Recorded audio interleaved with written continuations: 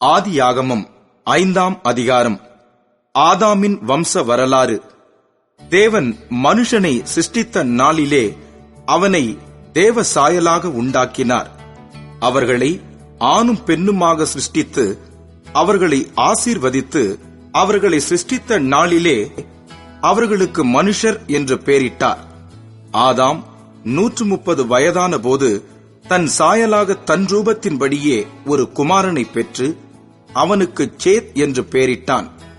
ஆதாம் சேத்தை பெற்ற பின் 800 வருஷம் உயிரோடு இருந்து குமாரரையும் குமாரத்திகளையும் பெற்றான். ஆதாம் உயிரோடு இருந்த நாளெல்லாம் 930 வருஷம். அவன் மரித்தான். சேத் 105 வயதான போது ஏனோசை பெற்றான்.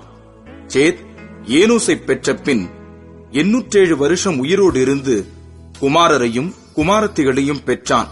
சேத்துடைய நாளெல்லாம் 912 வருஷம். அவன் மரித்தான். ஏனோஸ் 90 வயதான போது கேனானை பெற்றான். ஏனோஸ் கேனானை பெற்ற பின் 815 வருஷம் உயிரோடு இருந்து குமாரரையும் குமாரத்திகளையும் பெற்றான்.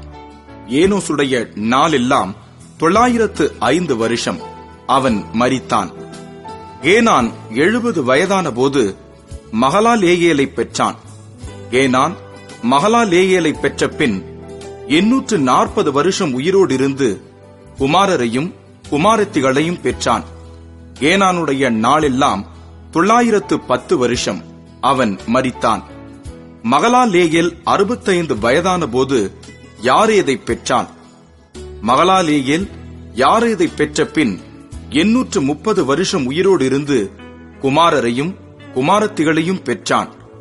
மகலாலேயேலுடைய நாளெல்லாம் 895 வருஷம்.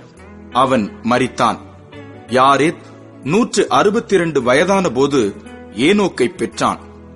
யாரேத் ஏனோக்கை பெற்ற பின் 800 வருஷம் உயிரோடு இருந்து குமாரரையும் குமாரத்திகளையும் பெற்றான். யாரேதுடைய நாளெல்லாம் 962 வருஷம். அவன் மரித்தான். ஏனோக்கு 65 வயதான போது மெத்துசலாவை பெற்றான். ஏனோக்கு மெத்துசலாவை பெற்ற பின் 300 வருஷம் தேவனோடே சஞ்சரித்துக் கொண்டிருந்து குமாரரையும் குமாரத்திகளையும் பெற்றான். ஏனோக்குடைய நாளெல்லாம் 365 வருஷம். ஏனோக்கு தேவனோடே சஞ்சரித்துக் கொண்டிருக்கையில் காணப்படாமற் போனான். தேவன் அவனை எடுத்துக் கொண்டார். மெத்துசலா 187 வயதான போது லாமேக்கை பெற்றான்.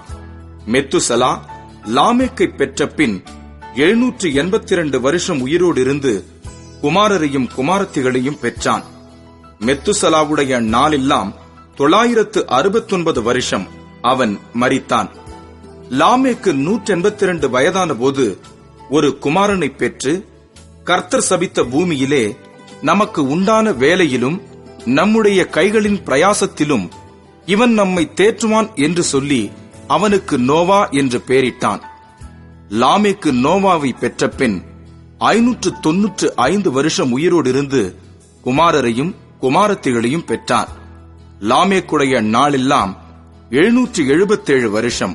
அவன் மரித்தான்.